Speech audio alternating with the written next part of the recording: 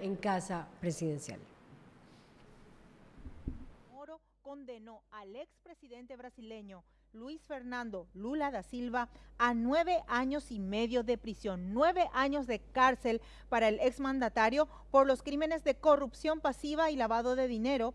Esta decisión, explicó el magistrado, se debió a que fue tomada en el marco de la investigación conocida como Lavallato. El juez determinó que el exmandatario recibió sobornos de la empresa constructora OAS, una de las más grandes del Brasil, y entre las ventajas que dice Lula recibió figuran además un lujoso apartamento en un complejo nuevo en Guarujá, en el litoral del estado de São Paulo, y a cambio de estos favores, el expresidente y líder sindicalista habría facilitado contratos millonarios a esa compañía con Petrobras, según se desprende de la investigación. La justicia brasileña apuntó que Lula actuó como jefe del esquema de corrupción que salpicó no solo a su gobierno, sino también al de su sucesora Dilma Rousseff durante más de una década. Y con esta condena, el dirigente del Partido de los Trabajadores se convierte en el primer presidente brasileño condenado de la historia. Bueno, y para hablar de este tema o de estos temas está con nosotros ya el analista Antonio Barrios, a quien le damos las gracias por estar con nosotros una mañana más. Don Antonio, voy a empezar tal vez por el caso específico de Lula para poder ya abrirnos tal vez un poco más hacia el tema de corrupción general, tal vez en América Latina y mucho de la clase política. ¿Cuál es el impacto? ¿Qué significa esta sentencia para Lula Ignacio da Silva cuando se veía una gran posibilidad de que regresara él a la presidencia y donde muchos dicen que es una decisión sin pruebas la que finalmente toma el magistrado? Bueno, buenos días y gracias por la invitación.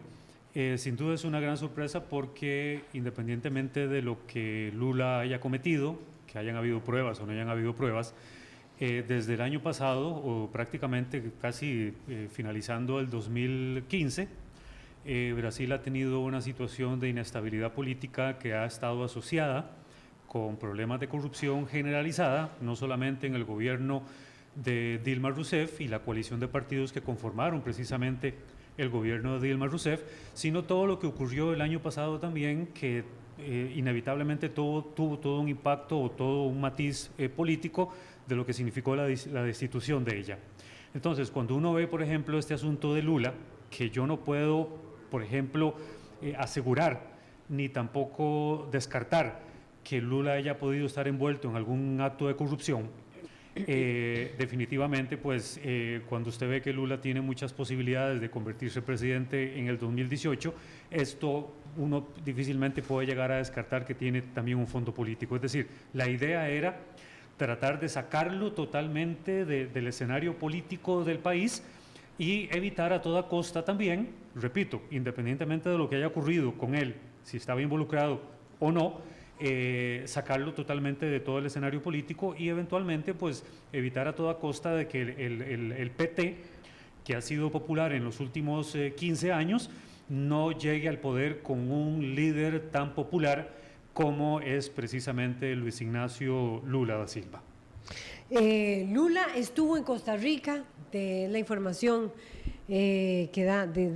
sobre la que dan cuenta distintos medios de comunicación, es interesante repasar ello. Es decir, OAS, hasta hace poco hay gente que dice que por qué no se encargó de hacer quedarse con la concesión de la carretera San José-San Ramón. Hoy OAS está involucrada en un escándalo de corrupción como empresa, igual que otras, como Odebrecht, pero ya vamos a hablar sobre ella, de sobornos. Y el expresidente Lula estuvo invitado, obviamente, en una visita oficial, cuando era Óscar Arias mandatario, y también lo trajo precisamente la constructora OAS a Costa Rica en el 2011, en agosto, invitado por, entre otras, por la Cámara de la Construcción de Costa Rica.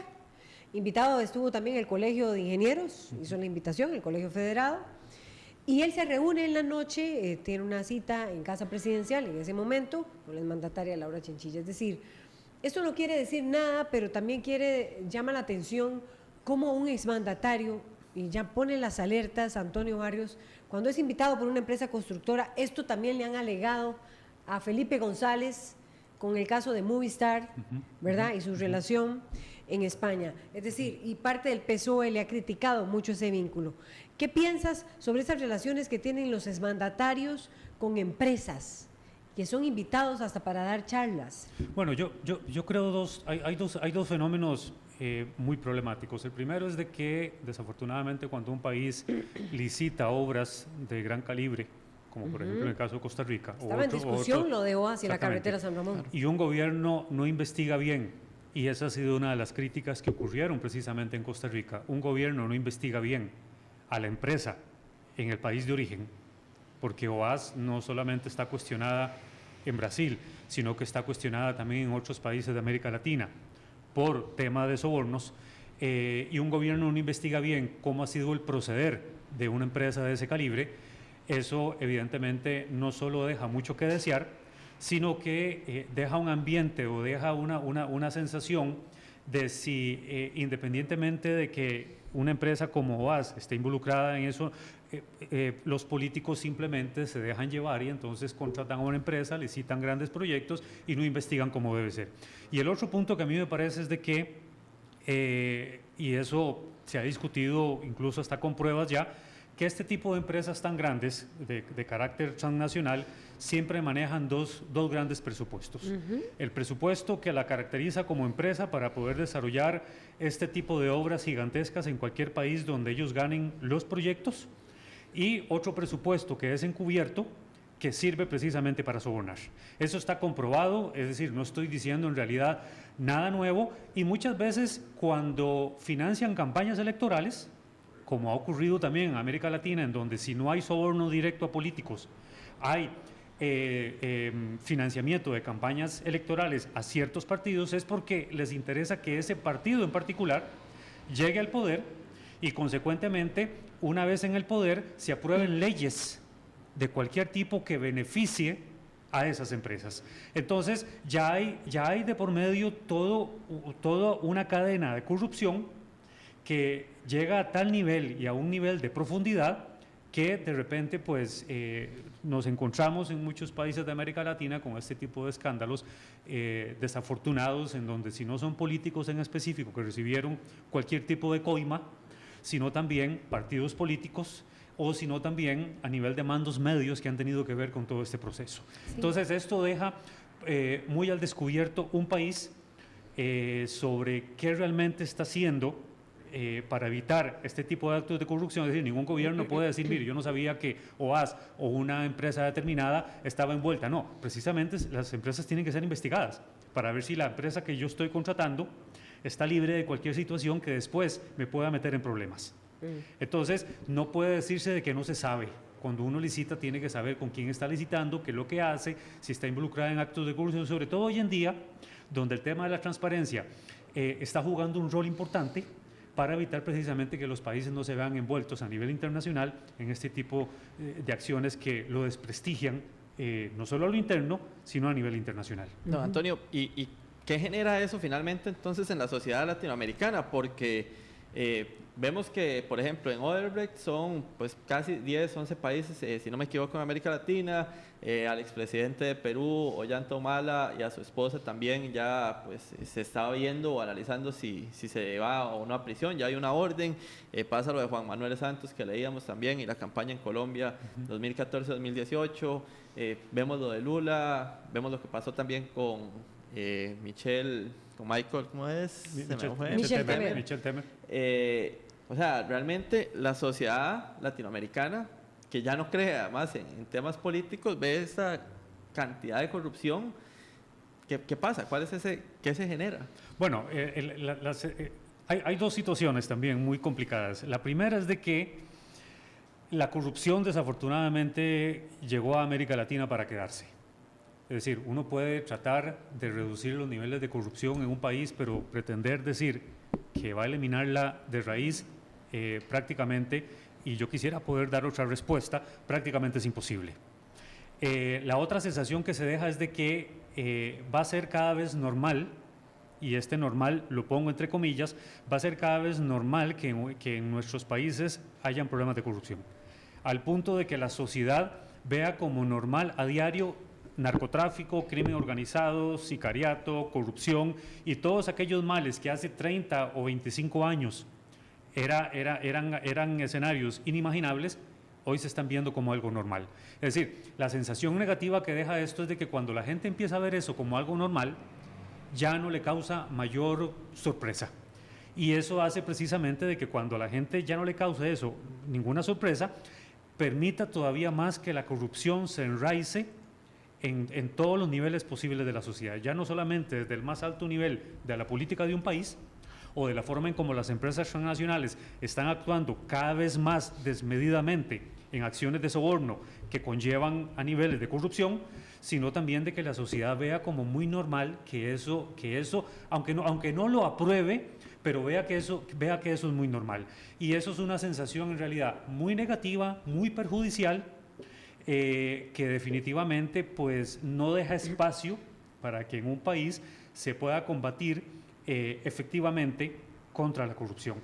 Por ejemplo, a lo que usted mencionó, es decir, mire, aquí uno puede mencionar a muchos otros presidentes en América Latina. Miren el caso de Francisco Flores, el expresidente en El Salvador, que precisamente murió. Exacto. Vean el caso ahora que está enfrentando. Recordemos el de Francisco Flores era por corrupción y temas relacionados con dineros que recibían precisamente, enriquecimiento ilícito y todo. Vean el caso que está enfrentando en este momento por fraude y asociación ilícita, por ejemplo, el expresidente también salvadoreño Antonio Saca. Vean lo que está pasando, por ejemplo, ¿en Panamá? Vean lo que pasó en Panamá con Martinelli, que tiene una orden de extradición internacional. Vean lo que está pasando también, o lo que sucedió, perdón, en Guatemala con Otto Pérez Molina y su esposa, y están en la cárcel. Toda aquella organización de crimen organizado llamado La Línea. Hay una enorme cantidad. Vea el caso, por ejemplo, de Perú con un presidente ya en la cárcel, Fujimori, y otro que tiene arresto internacional como Alejandro Toledo, y ahora esta posible situación de impedimento de salida de Ollanta Humala. Es decir, cada vez más hay al más alto nivel de la política de estos países presidentes involucrados en este tipo de actos. Ahora, cuando uno habla de partidos políticos en donde las empresas dan dineros para hacer posible que un partido político llegue al poder, muchas veces los candidatos ni siquiera se enteran, y con eso no estoy eximiendo, quiero que quede claro, no estoy eximiendo a que un presidente pueda decir, mire, yo no sabía que tal dinero había llegado a mi partido, pero cada vez más precisamente el financiar partidos políticos es lo que está haciendo posible de que algunos de estos estén llegando al poder para aprobar cierto tipo de leyes. Entonces, si uno ve, por ejemplo, el caso mexicano, que hay problemas de corrupción muy serios. En México hace poco empezó a implementar lo que llaman los sistemas locales de anticorrupción, lo que llaman los ESLA. Bueno, en una evaluación que hace poco hicieron solamente de los 32 estados que tiene precisamente México, solamente 14 reprobaron. Es decir, es muy difícil que se pueda implementar ese tipo de acciones anticorrupción. La corrupción está muy enraizada en todo nivel de la sociedad. Hay asociaciones ilícitas que operan en largas cadenas muy profundas, desde el más bajo nivel de la sociedad o de la administración pública hasta relacionado con el más alto nivel de la política en nuestros países, y consecuentemente incluso a nivel de Fuerzas Armadas. Recordemos lo que pasó en 2014 cuando el presidente Santos en Colombia tuvo que destituir a la cúpula militar porque tenían una red de corrupción interna en las Fuerzas Armadas, porque amañaron una serie de contratos relacionados con empresas internacionales y empresas a nivel nacional que licitan grandes proyectos con Fuerzas Armadas. Entonces, la corrupción está terriblemente enraizada en todo nivel. La pregunta es, ¿se puede eliminar? ¿Se puede erradicar? Difícilmente se puede hacer eso, pero sí se pueden crear condiciones para hacer posible que existan mecanismos que permitan mayor transparencia en el proceder de los funcionarios que están involucrados en determinados proyectos que pueden significar acciones de corrupción o de soborno por quienes quieren ejecutarlos. Y eso sucedió con el caso Alcatel en el mundo, ¿verdad? Claro. Que no solo sonó en Costa Rica por el caso del expresidente Miguel Ángel Rodríguez, quien finalmente no tuvo una sentencia de condena, sino que, bueno, igual, pero sí hubo mucho cuestionamiento a la empresa Alcatel por sobornos, y eso hizo cambiar la legislación en Francia, ¿verdad? A propósito de los sobornos en los que habría incurrido la empresa Alcatel en el mundo. De hecho, hay algo interesante. El único país que en América Latina sin temor a equivocarme, que ha prohibido... Perdón, y se ha hablado del secreto bancario, ¿verdad? A propósito de eso. Solamente Argentina es la que ha aprobó una ley producto de todo este escándalo de Odebrecht, que es el mayor escándalo que ha habido en América Latina de una empresa brasileña. Solamente aprobó una ley en donde le impide licitar un año. O sea, en realidad un año no es nada para la magnitud de la corrupción en la que Odebrecht se ha visto involucrada en América Latina, pero le prohibió solamente durante un año no licitar proyectos. Un año ya se va ahorita. Claro. Y la empresa eventualmente puede seguir en la misma dinámica, solamente que a otro nivel. Mire, una de las cosas que tiene la corrupción, y eso es parte de cómo todos los mecanismos que las empresas utilizan para cometer sobornos van más rápidos que las legislaciones de nuestros países, es de que lo que Odebrecht haya dejado de hacer ahora, producto de este gran escándalo en América Latina, puede dejarlo de hacer por un tiempo y eventualmente en el futuro puede crear otros mecanismos más secretos para hacer posible seguir ganando este tipo de licitaciones de gran envergadura. Entonces, el crimen organizado en cualquiera de sus manifestaciones opera a una velocidad mayor a la capacidad de las legislaciones de nuestros países de poder prever, antes de que se destapen escándalos de esta naturaleza, de poder prever de que este tipo de actos no se cometan. Y es por eso que siempre nuestros gobiernos van 5 o 4 pasos atrás frente a la velocidad en cómo el crimen organizado, en cualquiera de sus formas, va operando más rápidamente. Entonces, esa es la gran desventaja que países como los nuestros están teniendo y siguen teniendo. Bueno, en el que el escándalo de Brecht, porque ahora sonaron, y como leía David Roversi, sonaron el presidente Juan Manuel Santos y su competidor, el uribista Oscar Iván Zuluaga. Es decir, y ahí tiene que ver con esta constructora brasileña, OAS, otra constructora brasileña, que tuvo una gran presencia en Costa Rica. Hay un proyecto también desarrollado en la Compañía Nacional de Fuerza y Luz, en el que participó OAS, iba a participar en San Ramón. Hay quienes todavía dicen que... Es decir, lo que quiero preguntarte, Antonio, es esa fascinación y esa trampa en la que han caído exmandatarios, algunos más notorios, me refiero que Lula esté acompañando a OAS en un seminario en Costa Rica, invitado, y que Felipe González con Movistar en España. Es decir, es para que se enciendan las alarmas, las alertas. Ya ¿crees que eso vaya a cambiar a partir de este escándalo de OAS con el presidente Luis Ignacio Lula da Silva? Que por supuesto esto es una primera instancia.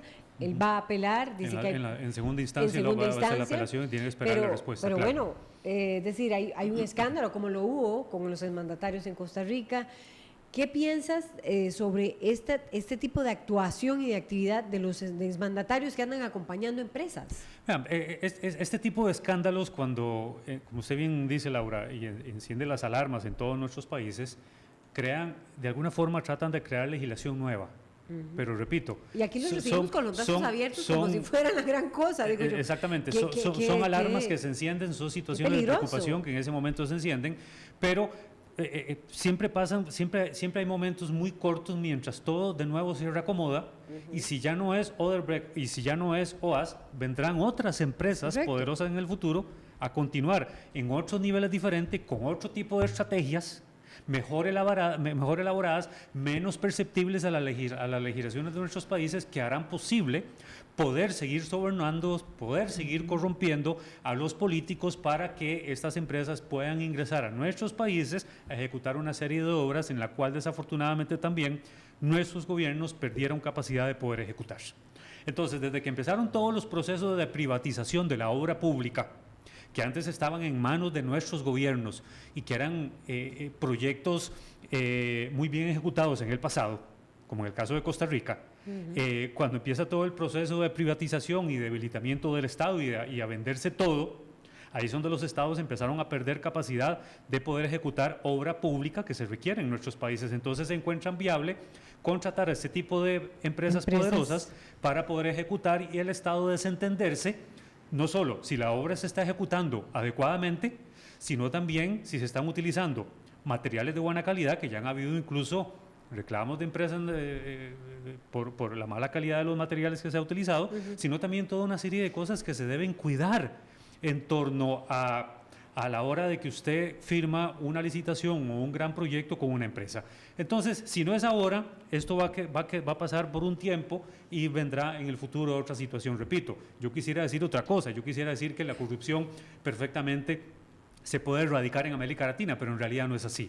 Lo que se puede hacer de alguna forma es reducir los niveles, reducir el impacto que está teniendo, pero habrá otro momento en que esto de nuevo va a encender las alarmas porque vendrán otras empresas a hacer lo mismo. Y esto va a ser un tema desafortunado de nunca acabar. Una vez quisiera decir algo diferente, uno quisiera ser optimista, pero cuando uno ve hasta dónde llega la corrupción en América Latina y todos los años que tenemos de un nivel profundo de la corrupción, uno dice, bueno, sí, la corrupción llegó para quedarse, pero definitivamente hay que hacer algo. Incluso a nivel de OEA, han habido una gran cantidad de convenciones donde se ha manifestado la preocupación, no solo de la OEA como organización regional, sino de los estados, de cómo luchar efectivamente contra la corrupción. ¿Me permites? Yo sé que ya David quiere preguntar, pero leyendo un libro sobre los escándalos de Alcatel y ocurridos en Francia, Francia legisló. América Latina tiene escándalos, ahora citabas, fue el presidente Otto Pérez en Guatemala, el expresidente Otto Pérez en Guatemala, igual el exmandatario Fujimori, el exmandatario Alejandro Toledo, también con sus repercusiones en Costa Rica, porque está involucrado un banco, aquí estuvieron haciendo sociedades anónimas y estuvo involucrado también el banco Interfin, me parece. Igual Francisco Flores en El Salvador, Martinelli en Panamá. Ahora este escándalo Lula, el Lula estuvo en Costa Rica en 2 ocasiones, obviamente como mandatario, y en otro invitado en la administración anterior, invitado no por la administración anterior, invitado por la Cámara de la Construcción en un seminario, estuvo también en Casa Presidencial, mientras se discutía en Costa Rica, se debatía todo el tema de OAS. ¿Crees que es el avance en el tema del secreto bancario, la clave para acabar con el tema de la corrupción y de los cuales los países de América Latina tienen un factor común, no han avanzado en esa legislación?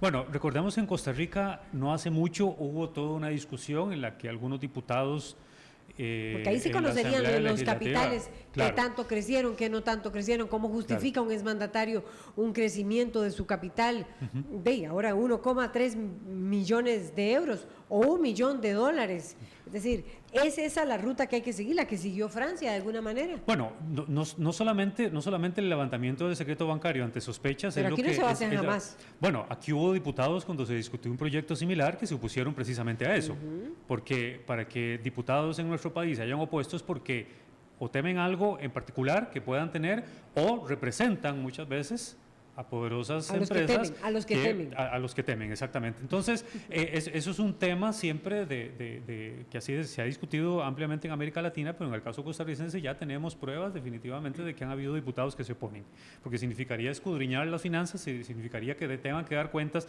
de dónde entraron los dineros que tienen, cómo es que de repente de la noche a la mañana le entró $1 millón a la cuenta, cómo es que tiene eso de repente, de dónde viene, entonces tiene que dar cuentas de todo.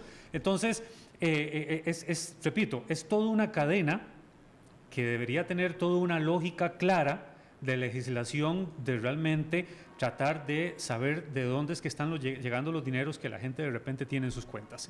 Y yo no creo que sea solamente una cuestión del levantamiento del secreto bancario, yo creo que tiene que ver también todo un tema relacionado con legislación, no necesariamente asociada al tema del secreto bancario, sino al proceder de cómo un gobierno licita sus proyectos frente a otras compañías, si no nacionales, internacionales, y también tiene que ver con una cuestión de corrupción, tiene que ver con una cuestión de educación, tiene que ver con una cuestión de transparencia. Es decir, es todo un sentido que traería, en definitiva, más que una situación de escándalos en nuestros países, por la forma en cómo estamos envueltos en temas de corrupción, también tratar de evitar eso a través de la educación, porque la gente ahora quiere enriquecerse de la noche a la mañana, la gente quiere ver qué logró agarrar con tal de simplemente poner el voto en tal lugar o aprobar la ley. Entonces la gente sabe que de la noche a la mañana va a tener alguna cuenta en Suiza, $1 millón sin haber hecho nada, prácticamente. Entonces hay gente que incluso hay políticos que están dispuestos a vender al país al mejor postor. Y eso es algo también desafortunado en quienes se prestan para eso, empresas y políticos. Nada hacen empresas o representantes de empresas en la Casa Presidencial, seguro. Bueno, En pero... las casas presidenciales y en los palacios. Sí, exactamente, pero bueno, eso es lo que se está dando ahora y casi los ejecutivos de grandes empresas tienen, cuidado, no un mayor poder que un presidente en un país, por el poder económico que las empresas de esa naturaleza tienen. Entonces, los sobornos son tan grandes que difícilmente un presidente puede decir que no. Yo no digo que es que todos van a decir que sí a todo, pero cuando le ofrecen esos dinerales, cuesta mucho que un presidente a veces diga que no. Hay que encender las alertas. Sí. Gracias, Antonio Barrios. Así es. Son las 7:08 de la mañana. Vamos a ir a una nueva pausa y ya regresamos con más acá en RTN Revista.